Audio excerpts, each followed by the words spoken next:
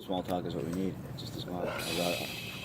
A dama. Today is page 48. 48. But we're going to start on Mem Zayin Amid Bais on the bottom. And again, we've been discussing the Karbanos of Shavuos.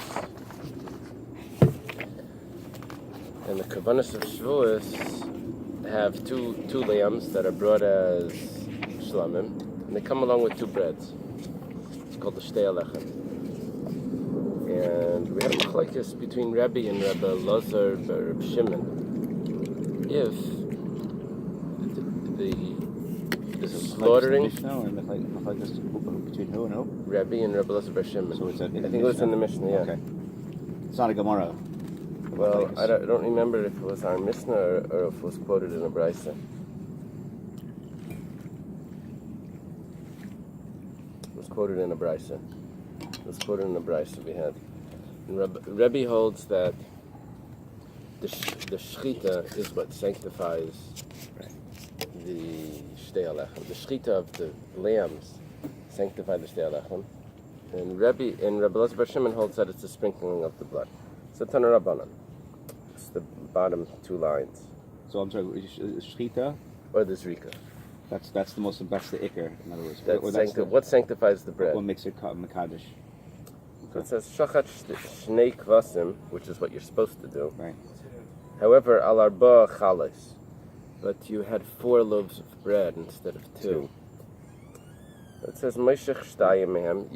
You draw 2 of them, umenifan, and you do tenufa. You wave them. Now you already did the shechita, right? So this is the waving that's done afterwards. We were learning before all the waving. That was the waving that was done while the lambs were alive. Mm-hmm. But there's a second waving that's done afterwards. Now Taisus points out that when it says Moishech Shtayim, is what you need to do is let's say you give one A, B, C, D, okay? So you take A, and then you bring with it B, and you wave the 2 together. Then you take A and C, and you wave together. And then A and D, you wave it together. Then you do the same with B. You wave it with, you did A and B already, but you do C and D together, B and C together, and then B and D together. So each one is going to be waved like that. Bahashar and the rest of the breads, nechalis bepidyon. They're eaten after they're redeemed. Now, the reason why they need to be redeemed is because they belong to the temple. They were sanctified with that minor sanctity of given over as a gift to the temple. But then they never get permitted. Well, they get redeemed instead of permitted. The 2 of them are going to get permitted with the slaughtering, and 2 of them will get permitted with redeemed. Which 2? We don't know, but it doesn't matter. You just redeem them. Say whichever 2 are redeemed.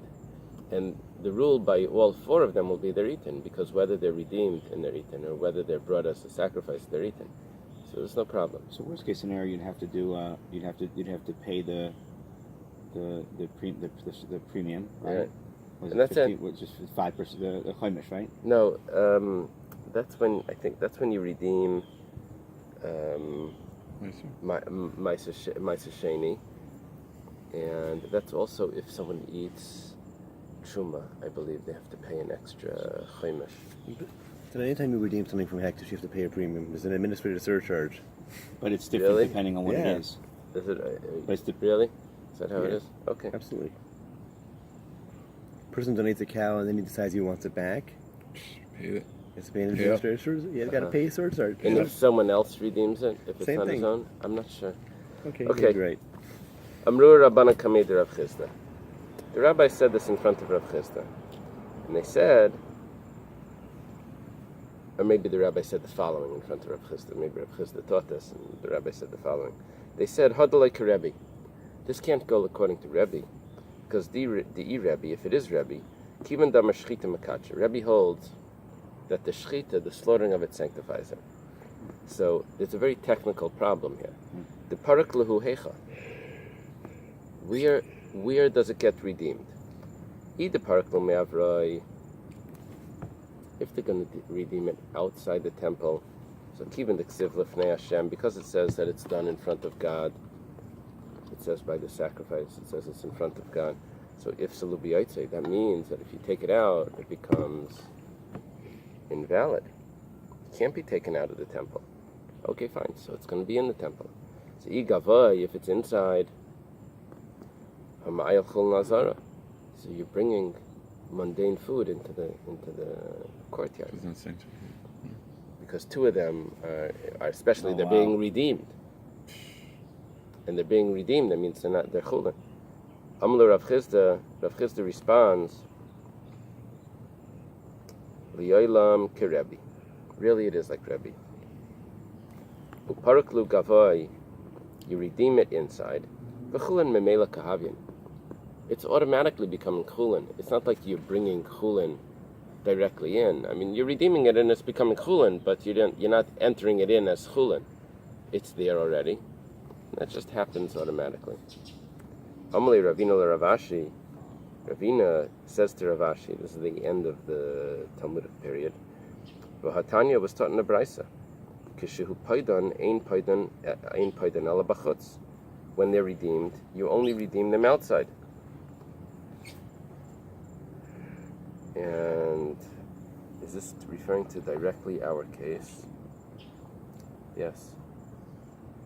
It's referring to our case of the Shtei Alechem, that they need to be redeemed outside. They need to be redeemed outside. So why did Rav Chisda say that they're redeemed inside? So Rav Ashi responds, Havadei Rabbi Elazar bar Shimon. This brisa that says that you redeem them outside, that's clearly Rabbi Elazar bar Shimon. So that can't be a proof to the other brisa, which we could say is Rebbe, because they argue about this. Why? The Rebbe, because if it would be the opinion of Rebbe, then ha'ifsalu la b'yaitze, it becomes invalid when you take it out. So according to Rabbi Elazar bar Shimon, it doesn't become sanctified until the blood is sprinkled. So there's no problem if you take it out. But according to Rabbi, it already became sanctified by the shechita.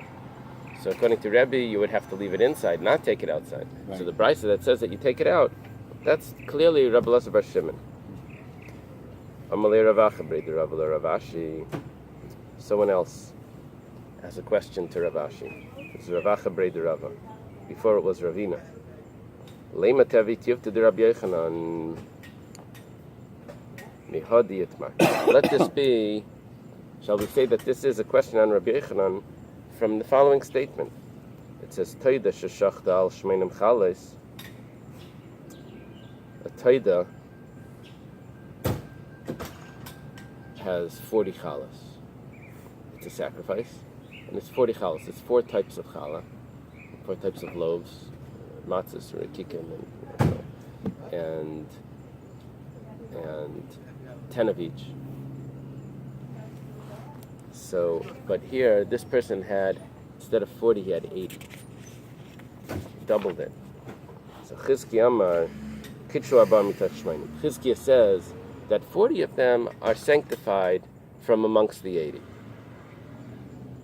He has extra, maybe he has extra just in case. So 40 of them become sanctified.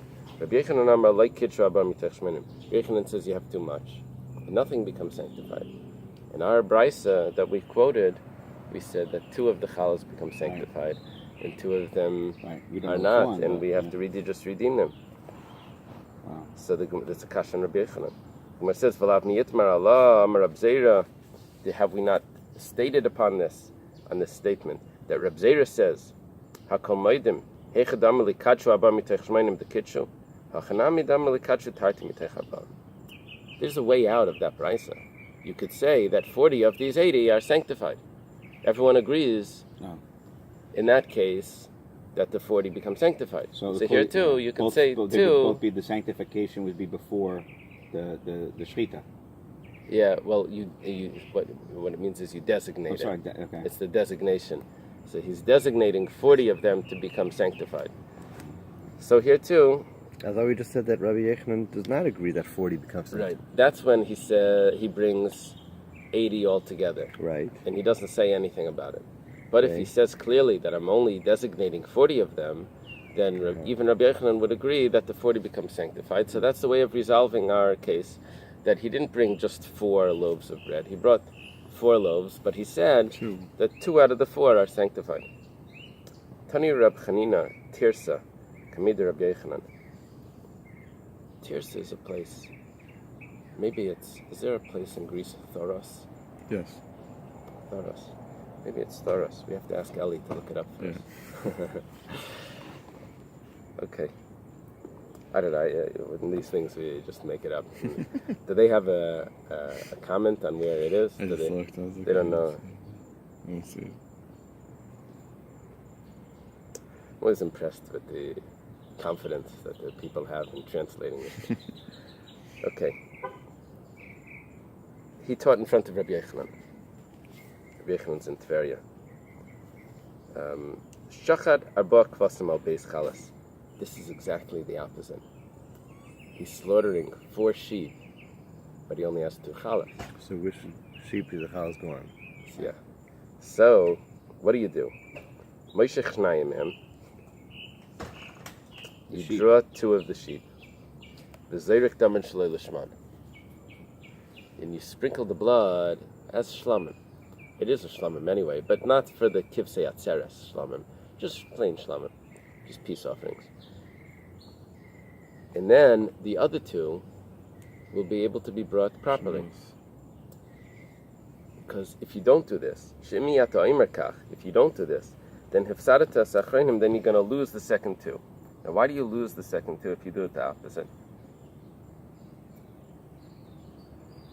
Basically, what's happening here is he brought 4. And he only brought 2 loaves. Yeah. Four, You're supposed to have 2.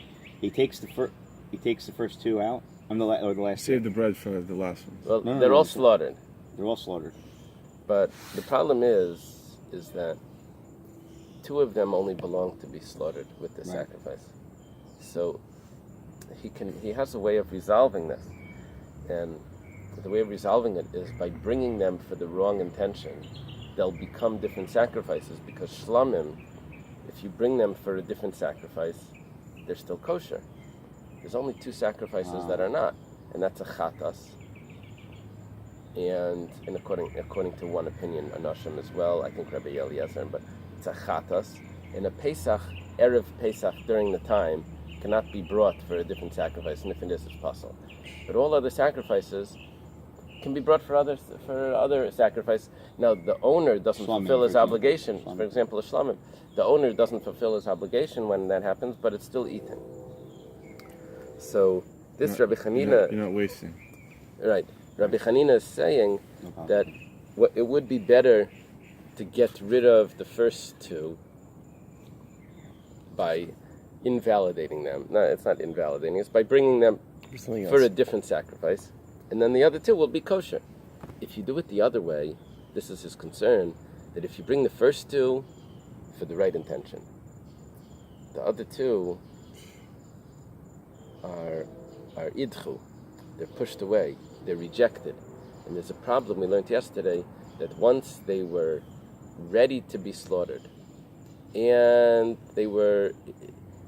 then they're rejected, and once they're slaughtered, they had an appropriate time, they had an appropriate way of being brought, and then they get rejected. Why are these rejected? Because we already brought the sacrifices, and these 2 are extra, so then they become puzzle.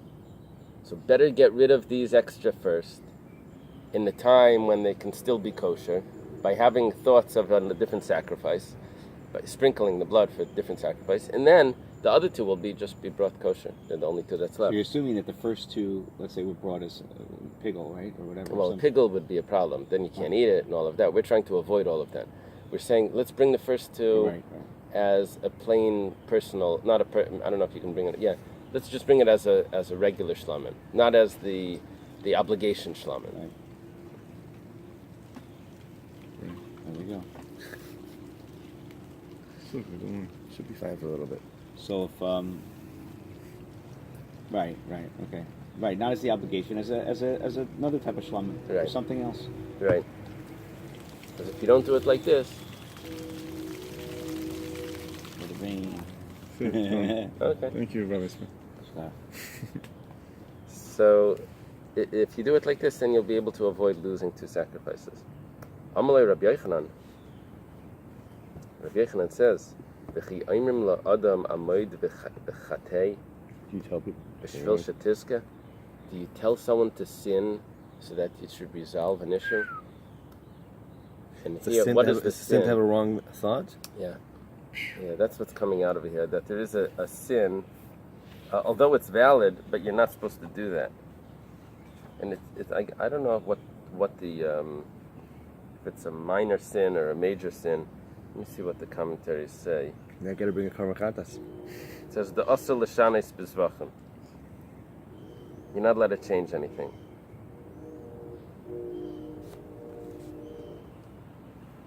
Okay. Don't play cute. The Vahatanan, we have a Mishnah. Ivari chatas shenesarvu beivari oila. Limbs of a chatas that are confused, mixed up together with limbs of an oila. Now the problem is that the ivari chatas are meant to be eaten, and the ivari oila are meant to be burnt. So what are you going to do here? So Rabbi Eliezer and Yitnu Lamaila, you put them all on the altar. V'royani es b'sar chatas Lamaila, kilo eitzim, and then you just This one's bigger. Make it stop again, Adam. run ahead inside. You Let's head inside. maybe have to. Yeah, you can. We'll go upstairs. I think you should make an announcement what just happened. That's confusing. We don't want many leaving in worried what just happened. Okay. So you have limbs of a chatas that are confused with limbs of an oila. The chatas is meant to be eaten. The oila is meant to be burnt. So Rabbi Eliezer, it's Rabbi Eliezer ben Horkanus, who's Rabbi Eliezer the Great, he says that you just put it all on the fire. And you shouldn't be burning a chatas. I said, well,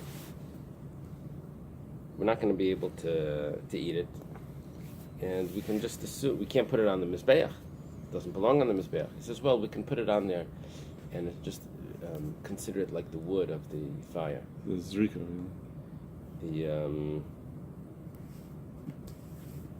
This is also from Zavachim, right? Yeah, we learned this in Zvachim. Ki'ilu hu'etzim. The Chachamim say 2 b'tzuras and yotel b'eis esreifa. The Chachamim say that no, you have to wait till it gets spoiled, which means you wait overnight, because the chatas only has 1 day to be eaten, and overnight it becomes pasul, and then you take it out to be burnt outside the temple. So the Gemara asks, this is the proof of Rabbi Yochanan. Amai lema amoid v'chatei b'shvil shetizke. Amoid v'chatei b'chatas. Oh, 1 second. Why do you take it out to be burnt? Just put it on the altar, and that way at least the oila will be able to be brought appropriately, because an oila belongs on the altar. The chatas does not. But if you say that you're allowed to do a minor sin so that something doesn't get messed up, like we said before, that you change the sacrifice, so that you should be able to bring them. So do the same here. Why did the sages say that you don't do this minor sin of putting it on the altar? Let's put it on the altar. It will be a minor sin. And that way the oila at least will be able to be brought, because the oila belongs on the altar. So the Gemara answers, Amoid v'chatei b'chatas b'shvil shetizke b'chatas amrinan. If that was something that was appropriate for the chatas, then we would say sin by the chatas, so that the chatas should be acceptable. However, Amoid v'chatei b'chatas b'shvil shetizke ba'ila lo yamrinan. What are we going to do? We're going to burn the chatas on the altar, so that the oila should be burned. He says, no, we'll never corrupt one thing so that the other things should be brought appropriately. See, by the by the shlamim, by the kivsei atzeres,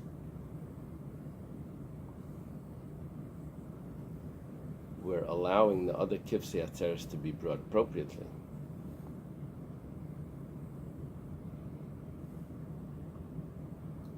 We're changing the first one so that the other ones should be able to be brought. And we're changing these so that these should be able to be kosher. Over here, you're putting a chatas on the altar so that the oila should go on the altar. And the chatas doesn't belong there, so that we're not going to do. The Gemara asks, but what about in one matter? Do we do a sin, a minor sin? So we're going to bring a proof now. V'hatanya, we have a brisa. Kivsei atzer sheshachtan shlei lishman, the sheep of Shavuos that are shechted for the wrong intention, which means for a different sacrifice. Or if they're slaughtered too early or too late, after the appropriate time. So hadam yizarik, you sprinkle the blood. V'habasi yoichal. When it says you sprinkle the blood for the wrong intention, if it was slaughtered in the wrong time. And then you can eat the meat, because you bring it just for a regular shlamim, even though it's not in the right time, but a shlamim could be brought anytime. And you can adjust it by having the wrong intention, it becomes a shlamim. V'mais is Shabbos. Now the problem is if it's Shabbos. So, and you brought it for the wrong intention. And Shavuos is on Shabbos. And Shavuos doesn't fall on Shabbos, I don't think. The second day of Pesach is the same as the Shavuos. And So Pesach what is is the Gemara can be talking about? Shabbos. It's talking about when the Merkadosh al Piyariya, because once before the luach. Yeah, once we made the calendar, we've made it Gotcha. the way we want it. So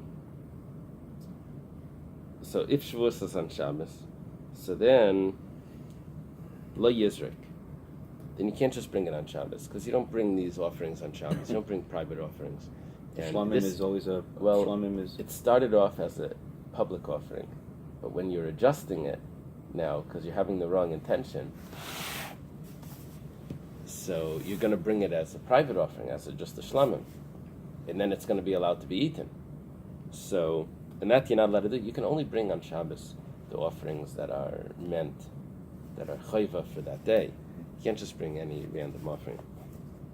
If it's Shabbos la yizrak, however, v'im zarak, but if you did, hurtza, it's acceptable. And how does it work? Lahakter imurim la'erev, that you're going to offer the limbs that get burnt after Shabbos, because you can't burn them on Shabbos. It's not supposed to be brought on Shabbos. But it does work, and you'll bring the limbs later. The Gemara asks, Va'amai, why do we say that you shouldn't do this on Shabbos? Lema amayid chatei b'shvil shetiska, amayid chatei b'Shabbos k'dei b'shvil shetiska. Let's say that, look, the animal's going to go to waste. So, and it's Shabbos. So we tell him, don't sprinkle the blood for a different sacrifice. Why not? Go sprinkle it so that you should salvage this sacrifice. We said before, in two things you don't say it.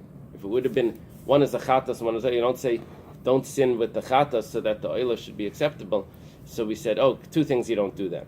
But one thing, you do that. Here we have a proof that even in one thing, it's the same offering that's going to get lost. It's just going to go to waste. You brought it at the wrong time, you brought it for the wrong intention. Just continue turning it into a shlamim, sprinkle the blood. We say, no, you can't do it, it's Shabbos. So even in one sacrifice, you can't do a sin just to salvage something. It's very, strong. So the Gemara says, "Amayt chatei b'Shabbos, kadei shetiska b'Shabbos amrinan." If it was a Shabbos sin, and we were trying to salvage something for Shabbos, then we would say this. But amayt chatei b'Shabbos kadei shetiska b'chol, when is it going to be burnt on the altar? On the altar, Moitzi Shabbos. So you're doing a Shabbos sin. You're sprinkling the blood on Shabbos, so that it should be burnt after Shabbos. That Layamrina, that we don't say. The Tosfos mentions. What about if you're going to eat it raw? You can eat it. He says you're not allowed to. You saw that? No, I know for Rambam. What? Fish are not supposed to eat raw meat. Carpaccio, tartar. Fish are not supposed to eat that stuff. Oops, there goes my dinner thing.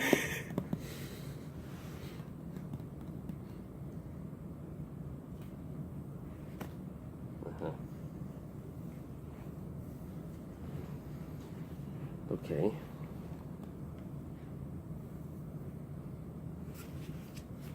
The Gemara now asks, "Betati mili layaminan." You don't say that you can sin in two different areas. You sin in one so that the other one should be acceptable. Vatanan, we have a Mishnah. It's an interesting Mishnah. It says, "Chapish shel truma shenishbra begasel yaina tachtein chulin tmein." You have a problem. I'm not sure exactly how these wine presses were set up, but apparently there's a sack that's full of grapes or something that's no, here it's in a barrel.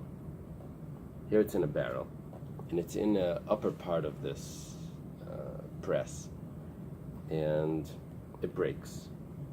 Now the upper barrel on the top is truma, and underneath you have mundane food.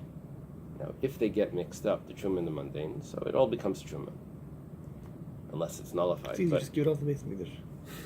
Well, truma would go to the kaya. Whatever. Give it to the kaya. It's The fine. problem Better. is that the truma is on the top. The bottom is not just mundane food, but it's mundane food that's impure.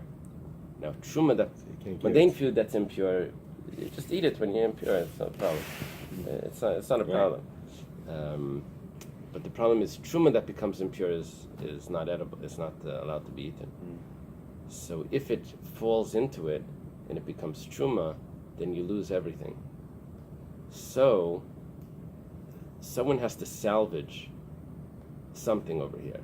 The easiest thing would be to take vessels that are pure and catch the truma before it falls into the lower one. If he's able to do that, then wonderful.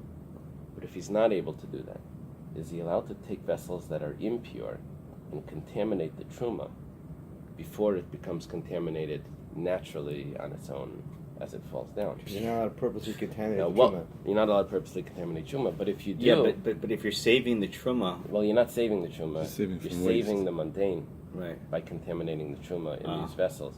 Otherwise, the truma is going to get lost. The problem is the mundane is going to get lost. The regular chulin's going to... So it says like this. So, Rabbi Eliezer and Rabbi Shua. Rabbi Eliezer and Rabbi Shua both agree Shim yachal lahatzal mimenu revius b'tara yatzal, that if you can salvage any of the truma with a vessel, then you go ahead and do that. But if you can't salvage it, the truma, because you don't have pure vessels at hand, you only have impure vessels at hand. So then Rabbi Eliezer says, Let it become Tered v'tetame val yitamena biyad. Do not do it by hand to contaminate it. Just let it fall. You're going to lose the chulin. It gets lost. Rabbi Shua Aimer af yitamena biyad. You can even contaminate it with your hands. Now, what we're seeing is that you're able to do a small sin by contaminating the truma to salvage chulin. So Gemara says, Shani Hasam del Tumaka Azla. That's a little different. That was headed down a hill. That was a free fall straight into something that was tamei. You're not really doing a real sin over there, because in another second it would have been tamei anyway. So he says this is not a proof that you're allowed to do a sin to salvage something else. Okay. Rabbi Yitzchak. When Rabbi Yitzchak came from Eretz Yisrael, he taught something that's going to be a little surprising to us. He says, Tani, he taught that kivsei atzeres sheshachtan shleikim mitzvasim psulin, v'tu b'turasin v'yatzel Bais shreifa. The sheep of Shavuos, if they're slaughtered shleikim mitzvasim, Rashi says shleikim mitzvasim has two possibilities, and he learns the whole Gemara with these two options. Either it means that it's brought for the wrong intention, for a different sacrifice, that it's possible, which changes everything that we've been learning here, because we were learning that you could salvage this and by bringing it for the wrong intention. We even had Bais that. Okay. The other way is that it was brought the wrong shleikim mitzvasim, means it's meant to be 1 year old, and you brought 2 years old. The sheep. You brought them when they're too old. So it's possible. Amar of Nachman. Is this Rav Nachman?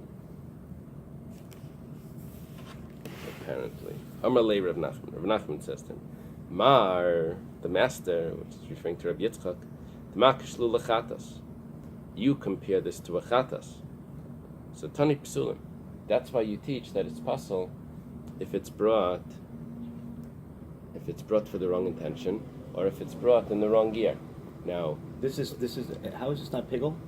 a pickle is Remind me again. only if you slaughter it or sprinkle the blood with the intention of doing something here after the appropriate time. Right. Here, you're bringing these sacrifices with the intention of a different sacrifice. Okay. It's Gotcha. not. It's not. Piggle has to be on the same sacrifice. It's this sacrifice, Right. Okay. and it's with the intention for the Okay. out of the allotted out of a time. lot of time. Okay. So, there's a pasuk. The pasuk that talks about the kivsei atzeres. It says in its pasuk, it says that you bring one goat for a chatas, and you bring 2 lambs, 1 year old, within their first year, for a peace offering. So in the same pasuk, it talks about a chatas. It says, the same pasuk, it talks about a chatas. So let's give it the status of a chatas. It's a shlamim. It says it's a shlamim. But it's not a regular private shlamim. It's a obligation shlamim. It's different. So Rabbi Yitzchak compares it to a chatas. And just like by a chatas, if it's brought for the wrong intention, it's invalid. For the different sacrifice, that was one of the 2 sacrifices that were invalid. So too, this sacrifice is going to be compared to a chatas, and it's going to be invalid if it's brought for the wrong intention. However, Tana de Be Levi, but it was taught in the house of Levi. The Gomar Shalmei Choiva Mishalmei Nedava. Levi learns a obligation peace offering from a donation peace offering, from a private offering. And just like a private shlamim, a personal shlamim, if you bring it for a different sacrifice, it's still valid. The sacrifice is